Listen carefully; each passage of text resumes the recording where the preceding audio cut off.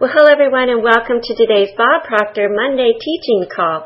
This is Carol Gates, and as always, I'm so happy you're here and that you chose to begin your week with us. I'm really glad you're here today because today's lesson, as you will hear Bob give it in just a moment, is on a topic of real importance to your life and to the successful living of it. Bob once sat with Earl Nightingale. This was actually before he even went to work with him, in fact, and he asked him, "Earl, what's the real secret to success in life?" And Earl told him, in essence, there really isn't any secret to it. Just find the thing you love and dedicate your life to it. Well, that sounds pretty simple, but I can tell you it's not. I know that personally. And because, I know how many people over the years, how many coaching clients we've had that struggle with identifying what it is they're here to do. That, the big picture, the big reason that they are here. So today we're going to be talking about having a worthy ideal. And let me just say that a worthy ideal is not necessarily your life purpose. Now, it could be, or it could be very similar, or it could be a little different. And I want to come back to that. But just wanted to clarify that as we move forward. Earl Nightingale's definition of success, as we use it today in Bob's programs, and specifically in the success puzzle, in fact, that's what Bob built the success puzzle around, was this definition. And it is this. Earl said that success is the progressive realization of a worthy ideal. So it could be said that if you're moving in the direction of a worthy ideal, even if you take some detours or side trips along the way, you are a success, so long as you are progressing forward and you have a worthy destination that serves as a compass to your life. That would be the worthy ideal. But what is a worthy ideal? How is it different from any other goal? And how do you go about identifying it? That's what we're going to talk about today. And to get us started, let's listen now as Bob explains it.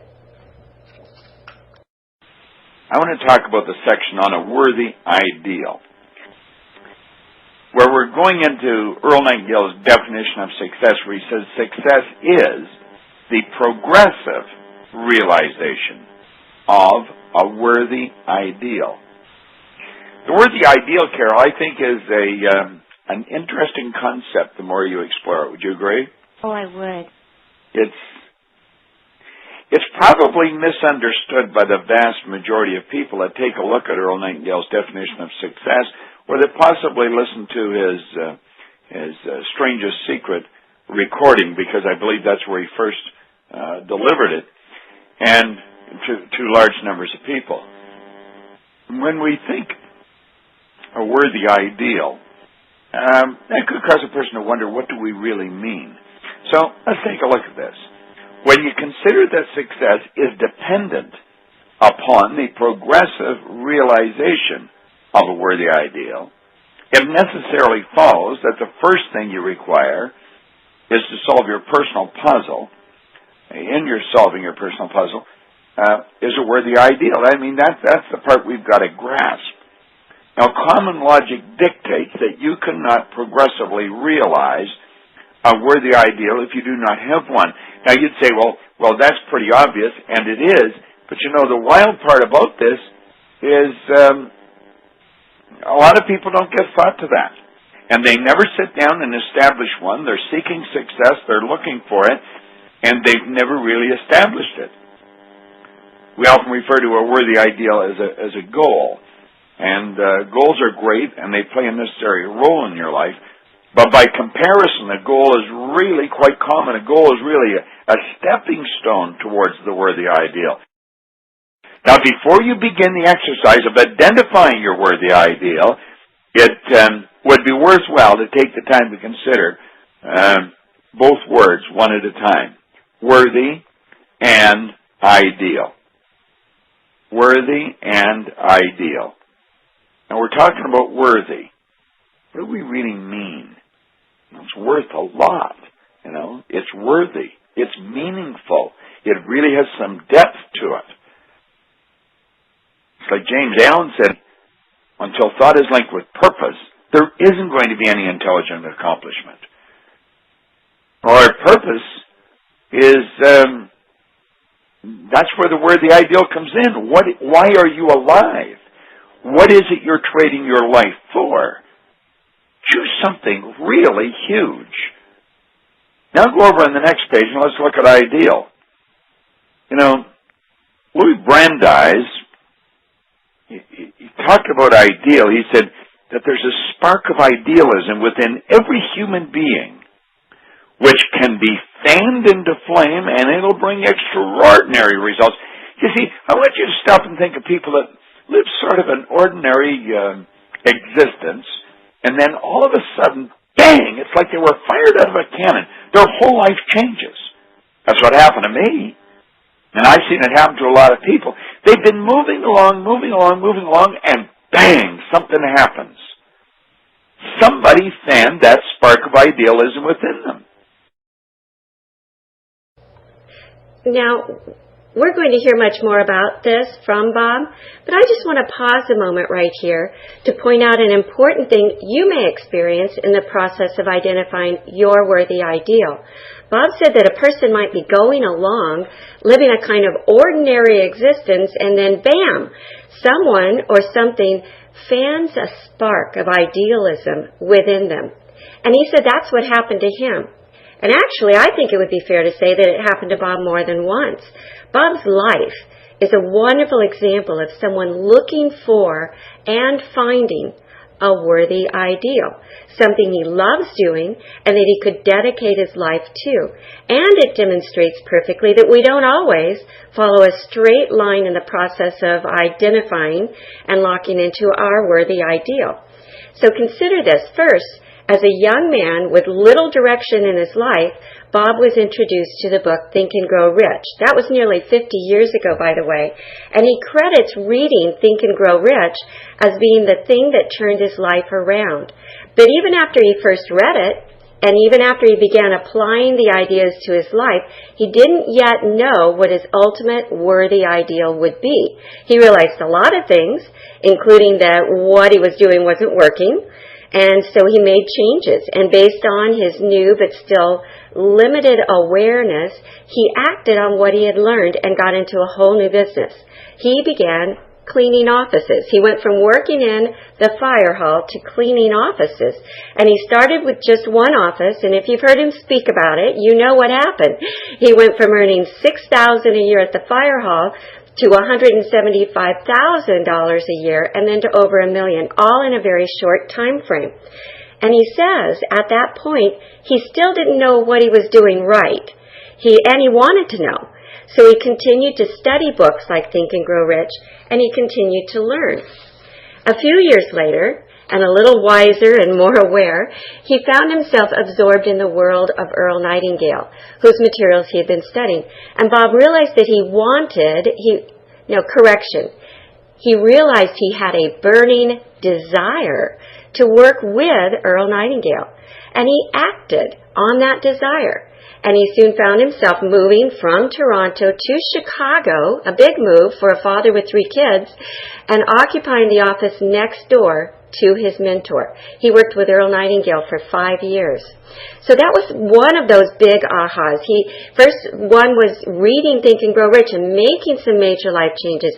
Then he picked up his life and he moved to be near his mentor, and he acted on these ideas. And another big moment along the way, which also fanned the spark of idealism within him into a burning desire, was when he saw Bill Gove, the greatest public speaker at the time, speaking before a live audience. And as Bob stood at the back of the hotel ballroom where Bill Gove was speaking, he felt those first stirrings of desire to enter the world of public speaking. He said that Bill Gove was holding the audience literally in the palm of his hand, and Bob thought, wow, I wish I could do that. In fact, let's move forward with Bob and listen as he tells us that story himself. I decided many years ago, when I come into this business, I actually decided before I come into the business, I went to visit Earl Nightingale. And hopefully this phone will stop ringing in a second. I went to visit Earl Nightingale, And I was talking to him in his office. This is before I ever went to work with him. And I said, Earl, what's the real secret? I mean, he was Mr. Motivation. He was the dean of personal motivation. He was the guy.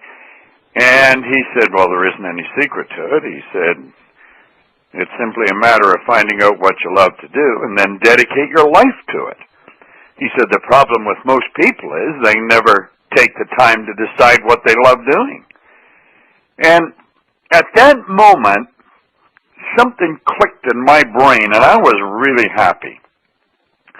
Because I knew exactly what I loved to do. I loved to do what he was doing, and I made up my mind, sitting in his office, that that's what I was going to learn how to do. And I was shy, I was quiet and withdrawn. I was very cerebral. I mean, I was not an outgoing individual.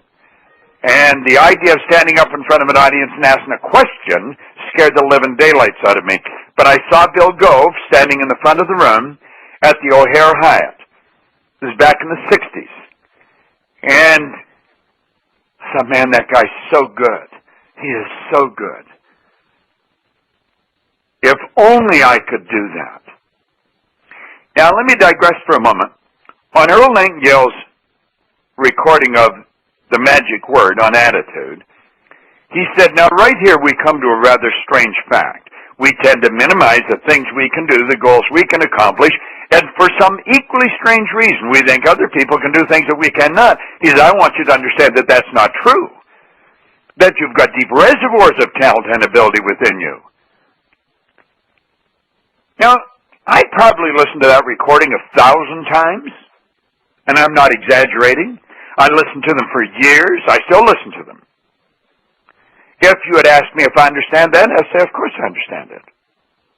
But here I was, standing in the back of the room at the O'Hare Hyatt, and watching Bill Gove, and thinking, is he ever good? If only I could do that. And you know, at that minute, Earl's recording started to play in my mind. He said, now right here we come to a rather strange fact. We tend to minimize the things we can. And I thought, that's what he's talking about. You see, I really didn't understand it. And I had listened to it 1,000 times. And I made up my mind right there and then that the man in the front of the room was going to become my friend. Now, if you want to have friends, you have to be friendly.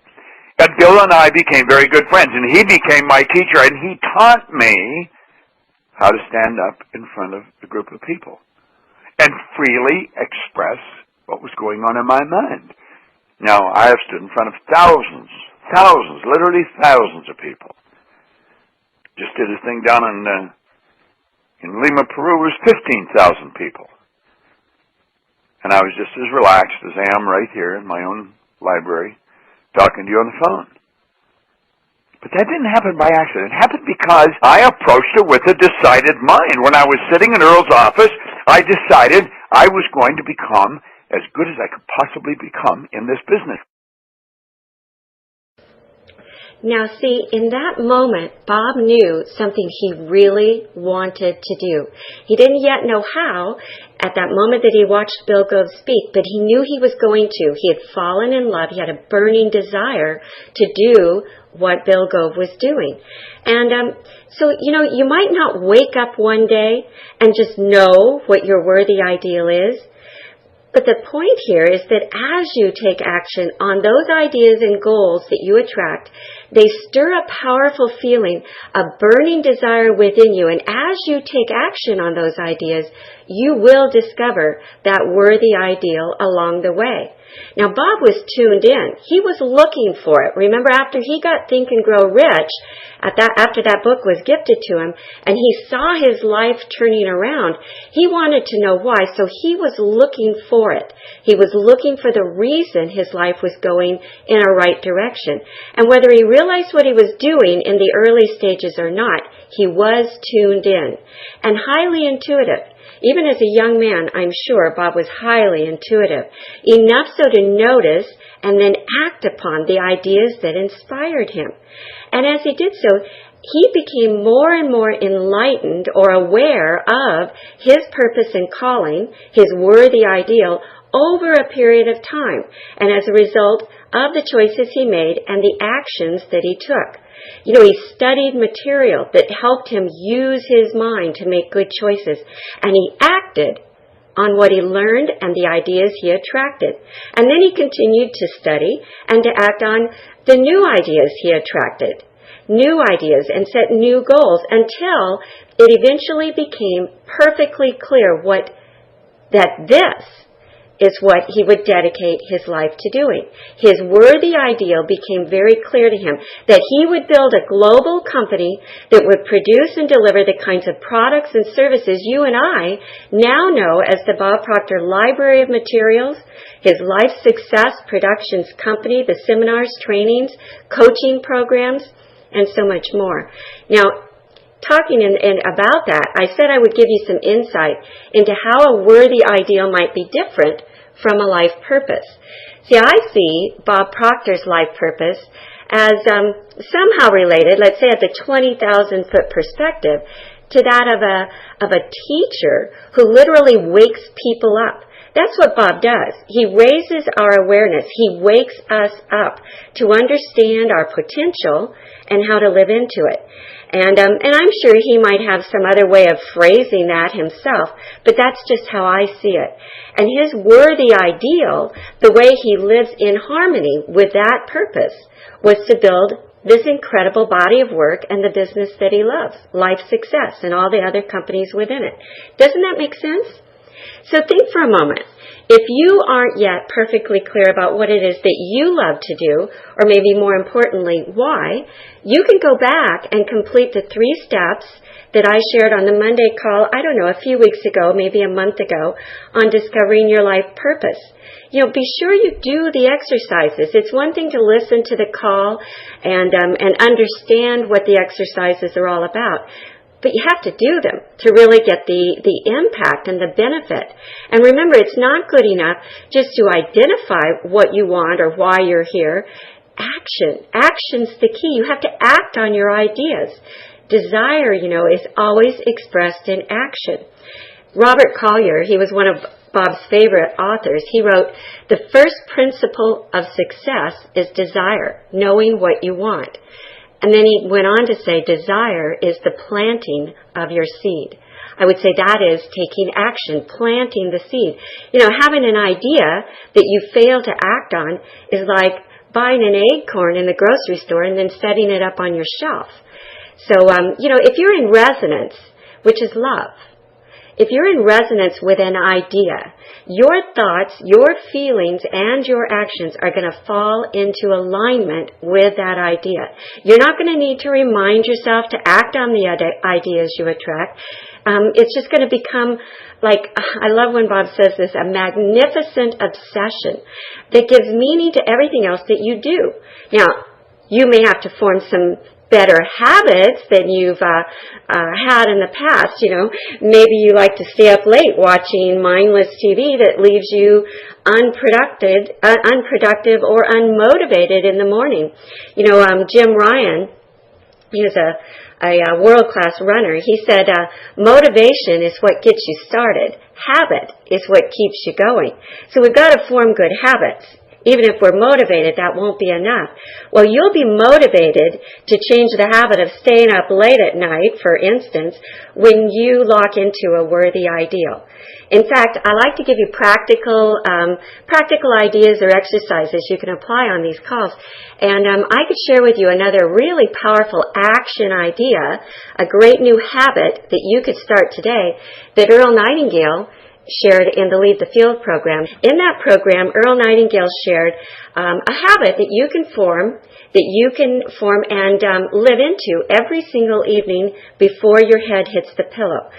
But let me just read it to you straight from Lead the Field. He said, the story goes that the president of a steel company had granted an interview to an efficiency expert named Ivy Lee.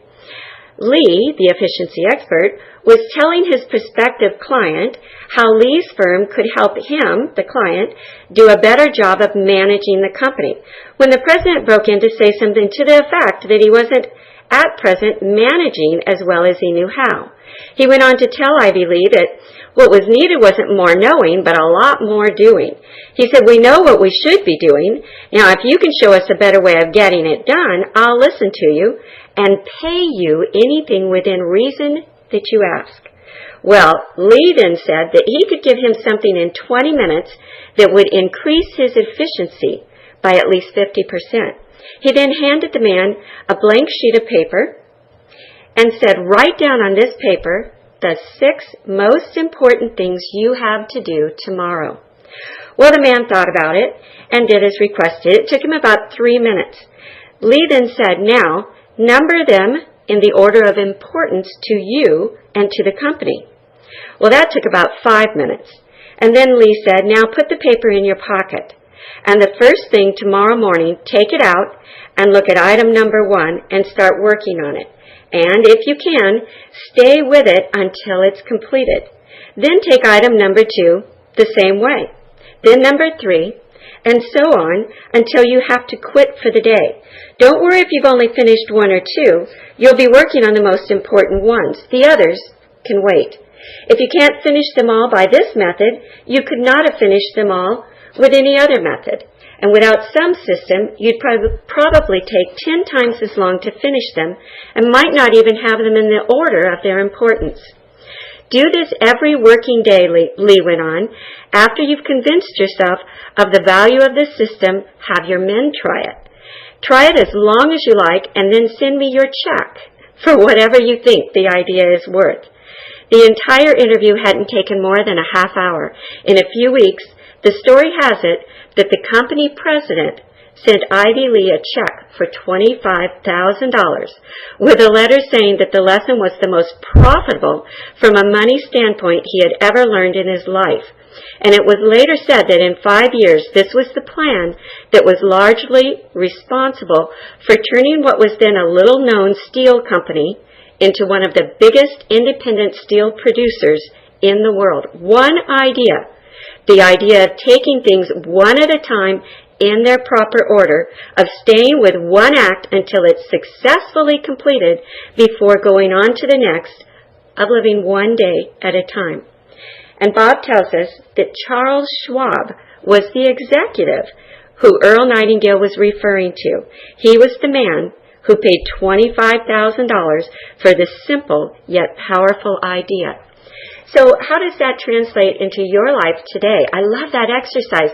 So what we do is we have all of our members do this every night before their head hits the pillow. And do it by hand. There's a lot of impact in writing causes thinking. So there's a lot of impact in doing it that way. What you do is you make a list of the 6 most important things you want to do tomorrow. And you put them in priority, and you follow that exact same principle that Ivy Lee gave to Charles Schwab. And remember, he said, finish number 1 before going on to number 2. I think what he probably meant by that, and this is certainly how I coach it, is you finish number 1 as fully as possible. You might get to a place with number 1 where that item isn't fully complete, but maybe now you have to pass some information over to someone else and they have to get back to you. That's okay, because then when they get back to you, you'll move that item back to your list in order of priority. So you finish each item as fully as possible before moving on to the next one, and so on. And if you'll make that your new habit, that will be a habit that will serve you well for the rest of your life. So there's something practical you can do even now as you're moving forward in the direction of either identifying or living into your worthy ideal.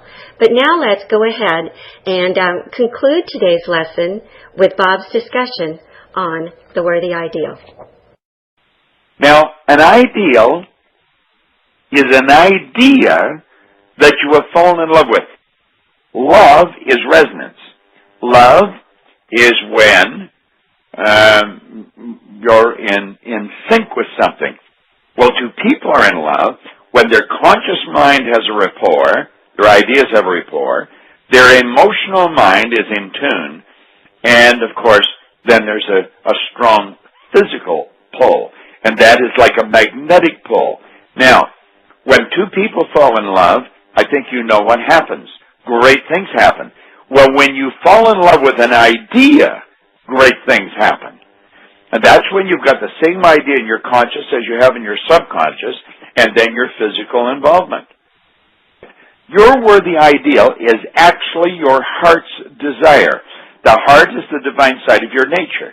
And the divine, as we've already covered, is always for expansion and fuller expression. So you see, coming from deep within yourself is this power wanting to be expressed with and through us. It's the Spirit wanting to utilize us to create greater good. That's your worthy ideal. Pay attention to your heart. Listen to your heart.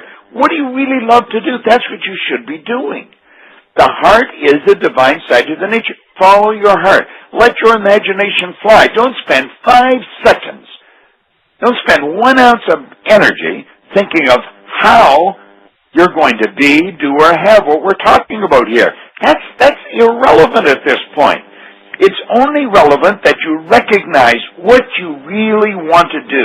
How do you really want to spend your life? You see, how is not important, nor is it your responsibility. That's God's job. What you're going to do is your job. How you're going to get it done is God's job. See, your responsibility is to decide what you will move toward. Now, when you get that right, and when you let that idea permeate every cell of your heart, you internalize your entire being with it. So intellectually, emotionally, and physically you're in that vibration. Do you know what will happen? You'll get a strong urge to do something, to phone someone, to pick something up, to go to a book. It will come to you. Act on it. That's the first step of how to get there. And that's how you're going to get there, to follow your intuition. This is so important. It's important that you study it. It's important that you decide on it. Now that's what this lesson is about. Carol, thank you very much. Well, thank you, Bob. Thank you, Becca, for supporting us on these calls each week. And thank all of you for joining us. I hope you have a great week. And don't forget to start writing your 6 most important things before your head hits the pillow tonight. Bye now.